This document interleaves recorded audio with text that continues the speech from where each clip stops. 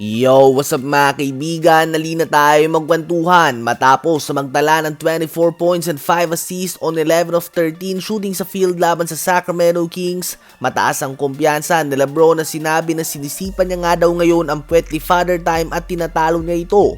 Well, obviously may decline na nga sa performance ni Lebron. Ang kanyang average ay career worst 20.5 points, 4.9 rebounds and 6.7 assists per game on 31% shooting sa 3-point line ngayong season. Kung standards lang nga ni Lebron o at least nakasanayan ng fans sa kanyang pag-uusapan, ang stats na nga ito mga kaibigan ay mababa na. Subalit para sa standards ng iba, as a 41-year-old player, napakatindi pa din nga ng mga numero na ito mga kaibigan at pwede pa ito maihalin tulad sa All-Star year ng ilang Hall of Fame players. Sinabi din ni Lebron na handa siyang gawin ang lahat para manalo. Kung kailangan nga daw ng tagadala ng bola, rebounding, scoring, playmaking o kung ano pa man yan, handa nga daw siyang gawin ito kung magre-resulta ito sa mga panalo. At kaya niya pa rin nga daw itong gawin at a high level. Sinabi niya din nga na it's not about him and Luka. Hindi nga daw silang dalawa lang ang nasa team. May 5 nga daw na nasa starting lineup at 7 players sa bench at kailangan ay tulong-tulong sila upang makabuo ng championship level team.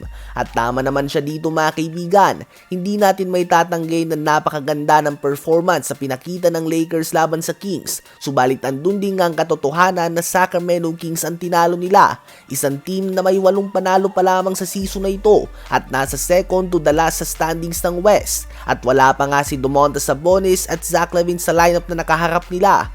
So masyadong maaga pa nga para sabihin na malakas talaga ang Lakers at kailangan muna nilang magpakita ng same level of performance laban sa mga team na nasa taas ng standings at gawin ito on a consistent basis. Ano ba masasabi nyo tungkol dito? Habang ang small ball lineup naman ng Golden State Warriors ay muling nakita ang problema nila sa game laban sa Toronto Raptors. Wala nga silang sagot sa rebounding ni Scottie Barnes mga kaibigan. 25 na rebound nga ang kanyang ginawa sa tapatan ng Raptors at ng Warriors. 21 nga ang rebounds ang meron ng buong starting 5 ng Warriors habang si Barnes nga ay may 25. Ganun na lamang dinomina ng Raptors ang Warriors sa rebounding. Hawak din nga ng Raptors ang 55-42 advantage sa total rebounds. Noon nga mga kaibigan ay epektibo pang small ball lineup ng Warriors dahil sa kanilang pace. Subalit ang realidad ay tumatanda ng kanilang mga players. Si Jimmy Butler ay mas komportable din sa half-court set offense kaysa sa run and gun. At bukod nga kay Curry ay wala na silang mala Klay Thompson na talagang hinahati ang atensyon ng depensa.